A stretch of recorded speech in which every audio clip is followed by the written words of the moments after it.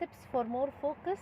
tip number 4: what you focus on expands. او الحاجات اللي احنا بنركز عليها هي اللي بيكون فيها وفرة في حياتنا، واللي بتكبر وبتتضخم وبيبقى عندنا منها وفرة كبيرة وبنحصل على النتائج بتاعتها. طيب ده هيساعدني ازاي ان انا اركز؟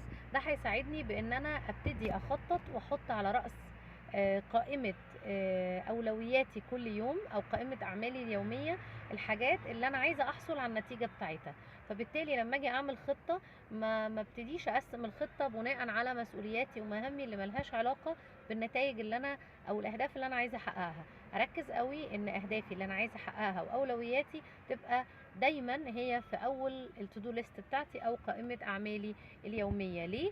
لان اللي انا هركز عليه بقوة واللي انا هحطه اولوية واللي انا هشتغل عليه كل يوم اول حاجة هي الحاجات اللي هتبقى فيها بعد كده وفرة في حياتي، وهي اللي هعرف احصل على نتائج عظيمة منها.